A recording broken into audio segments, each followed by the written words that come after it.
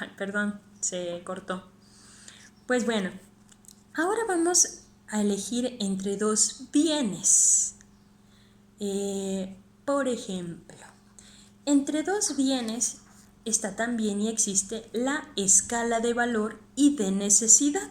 Voy a poner un ejemplo muy sencillo. Es la elección entre un bien mayor y un bien menor, ¿vale? Ok. Mi ejemplo es el siguiente.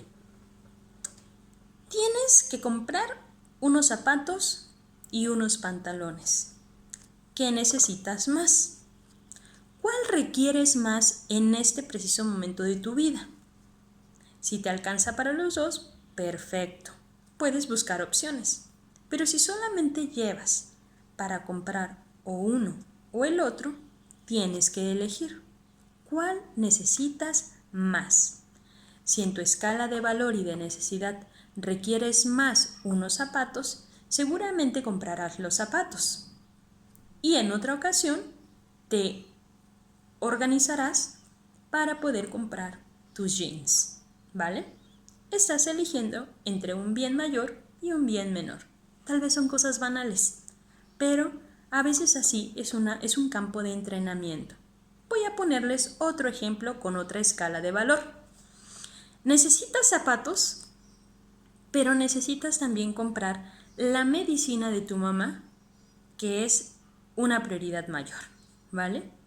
Ya vimos que el bien mayor es la medicina, el bien menor son los zapatos. Todavía te aguantan los que tienen, ¿no? Empiezas a sacar ahí algunas conclusiones. Entonces ahí eliges por escala de necesidad y de valor las medicinas de tu mamá. A veces cuenta mucho el valor afectivo en las decisiones. Y hablo de afectos porque en este caso, por ejemplo, de la medicina en los zapatos, estoy hablando de las medicinas de mamá. Ahí hay una prioridad de afectos. Quiero tanto a mi mamá que la cuido y la procuro, ¿sí? Y paso en un segundo nivel a mi persona. Claro, el no tener unos zapatos en este momento no me perjudica. Lo puedo pasar en otro momento, ¿vale? Entonces, hay una escala de valor, una escala de necesidad y una escala afectiva que me ayuda a elegir el bien mayor. Esto obviamente no me hace sentir en culpa, para nada. Todos salen beneficiados y se evita un daño menor. Claro, porque si yo no le compro las medicinas a mi mamá, puedo causarle un daño, ¿vale? Ok. Ya nos dimos cuenta que aquí entra el discernimiento en esta pequeña escala. Si se dan cuenta, el discernimiento nos hace más agudos, nos da un tono más justo a las cosas y nos hace sentir bien y en paz. El discernimiento nos hace personas más finas, más refinadas, es decir, nos da un estilo único y auténtico, refinados en nuestra capacidad de pensar, de sentir y de amar. Gustamos más de la vida, porque no decidimos o actuamos tontamente o ingenuamente, sino con otro grado de madurez. El discernimiento también nos tiene conectados al Wi-Fi de Dios. Estamos en esa sintonía. Todas las aplicaciones del divino pueden entrar en relación con nosotros. Y el GPS de Dios, es decir, su Espíritu Santo, nos indicará siempre la ruta a seguir. Y tendremos aplicaciones en nuestra vida espiritual para detectar con el discernimiento entre ese bien, entre los dos bienes, entre los dos males, entre un mal y un bien. Tenemos también virus. Entonces hay que ir puliendo nuestras decisiones. El virus nos pone en alerta algunas zonas de nuestra vida, nos hace parar bien las antenas cuando algo no está correcto. Nos damos cuenta a veces por ejemplo, si veo a dos personas en la oficina que están chismeando y están hablando de otras, yo como externa externo a esa situación, me percato, es decir, mi antena se pone al tiro y obviamente va a estar atenta a este tipo de cosas. Y esa antena me va a ayudar a no entrar en ese tipo de dinámicas dañinas y tóxicas. Es por eso que el discernimiento nos ayuda a estar más alertas de las entrañas en las cuales, en las redes en las cuales se va metiendo el virus. El mal es bien astuto y tenemos que estar bien atentos cuando quiere entrar a veces por puerta trasera. Muy bien, el discernimiento también nos transforma, nos renueva, nos provoca, nos da un toque divino. De Jesús decían, ¿de dónde le viene esa autoridad? Se la pasó haciendo el bien, era una de las máximas de Jesús que la gente decía de él. ¿Y qué pueden decir de ti?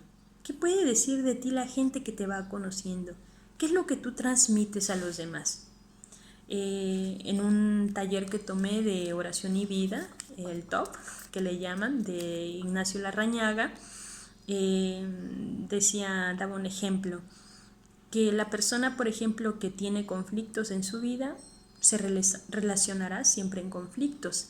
La persona que vive en paz consigo misma, se relacionará con la paz. Fíjense qué importante es esto. Si vives con conflictos, de ellos vivirás. ¿De qué alimentas tu corazón? Porque de eso buscarás siempre alimentarte hacia afuera.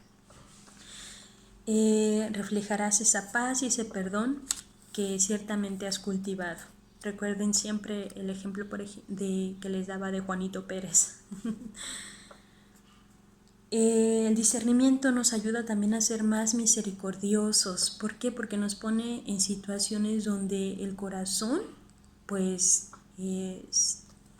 saca a flote todo su sentir, todo su ser más sensible.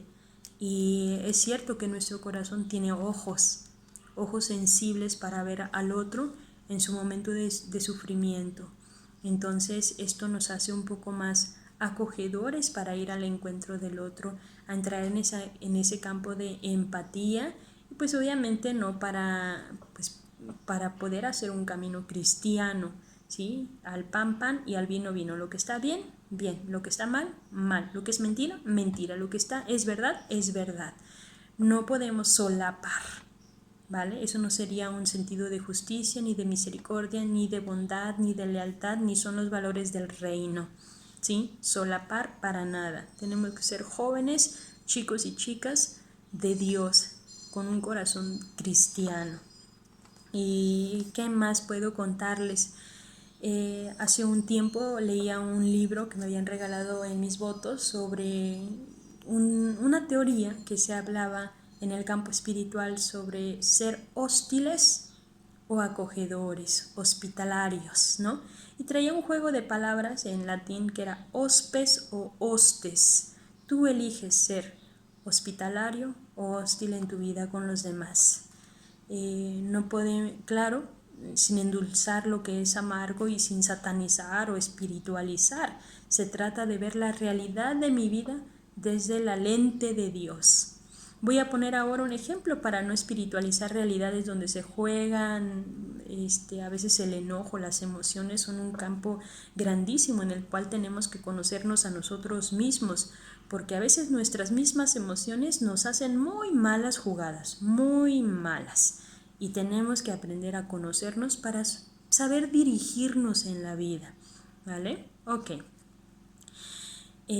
Hace un tiempo, hace como 3 años, 4 años para ser exactos, daba un taller sobre el enojo a los niños de una zona aquí en Querétaro, adolescentes para ser más exacta, en un taller que se llamaba Yo me conozco pero también me sé dominar. El objetivo era que la persona supiera manejar el enojo, dado que era es una comunidad donde hay mucha violencia, mucho resentimiento, mucho enojo, y pues es uno de los elementos que yo quería atacar dentro de la violencia, el manejo del enojo para promover la cultura de la paz. El enojo es un sentimiento básico, es esencial, es natural, es una defensa también el enojo, es una protección. es un indicador, es un termómetro que nos indica que algo nos está sacando de nuestra casilla. El enojo también puede ser positivo ante una injusticia, ¿sí? Ante algo que nos indigna, nuestro enojo sale a flote. ¿Sí? Lo importante es saber cómo lo sacamos, cómo lo externamos, cómo lo llevamos a cabo en nuestra vida con los demás. Muy bien, es un sentimiento que nos mueve las entrañas, muy dentro, nos indica que algo está siendo desagradable. Y físicamente me aprendo a leer. ¿Cómo y qué siento cuando me enojo? ¿Qué provoca en mi físico el enojo? Fíjense, hay personas que, por ejemplo, cuando empiezan a enojarse, empiezan a sentir calor físico. Les da a veces una pequeña o una leve taquicardia, se altera el corazón. Hay personas que se ponen así, bien Hulk, verdes, ¿no? Cambian de color. Uno se pone en rojo. Yo tenía a un chico, por ejemplo, que se ponía rojo y rechinaba los dientes y hacía así los puños y bueno, su cuerpo se vuelve a la defensiva queriendo crear violencia hacia los demás. Hay personas, por ejemplo, que rechinan los dientes y hay personas que hasta lloran del enojo, les da coraje y hasta lloran. Y bueno, ahí ya está todo descontrolado, el enojo llega a su borde y eso es un indicador de que la persona ya está en situación de ataque, se vuelve una amenaza incluso para quien está al frente de ella. Entonces es ahí cuando se desborda el sentimiento, esa gran emoción que se siente, que puede llegar a la violencia hacia los demás, incluso a matar, a agredir al otro de una manera en la que uno ni siquiera a veces está, pues sí, no solo acostumbrado, sino que inesperado. Entonces es importante leer las emociones, nuestros sentimientos.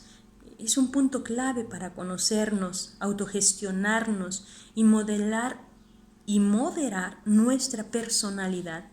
El enojo mal encausado, yo siempre he pensado esto, que un enojo mal encausado puede ser el autor de muchas e inadecuadas e incorrectas decisiones en nuestra vida, pues ni era el momento, ni se tenía el temple adecuado y no se era para nada asertivo, objetivo, simplemente no decidir en tiempos de enojo. Y en calidad de enojo es mejor tomar un espacio, ausentarme del área y tomar otro tipo de decisión, pero no en ese momento. Tú decides hasta dónde quieres que te afecte ese enojo, porque el enojo es natural, no lo puedes evitar, pero tú decides hasta dónde y tú decides darle poder a ese enojo y que te lleve a tomar o a hacer acciones que no son objetivas, que pueden ser muy, muy dañinas. Tú decides qué hacer con eso. Importante, lo tienes que tener bajo tu dominio, pero antes tienes que conocer a tu enemigo. Cuando seas consciente de esto, de tu enojo y de cómo te trabaja el enojo en tu persona, tienes mayor capacidad de saber qué hacer. ¿Ok? Con esto quiero cortar el video. El ejercicio es, y puede ser, ¿cuándo fue la última vez que te enojaste? ¿Cómo lo viviste? ¿Cómo lo sacaste? ¿Cómo lo convertiste? Si es que lo convertiste. Busca de leerte. ¿Cómo te ves? ¿Cómo te sientes?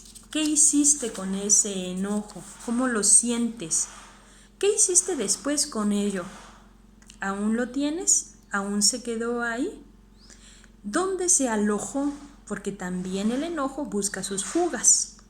Hay quien se enoja y después se reprime ese enojo, duele la cabeza, le vienen muchas ganas de llorar, hay dolor de espalda, hay una tensión muscular, a veces hay a quien le da diarrea, hay quien le da un mal de estómago terrible, hay quien le cae hasta la gastritis.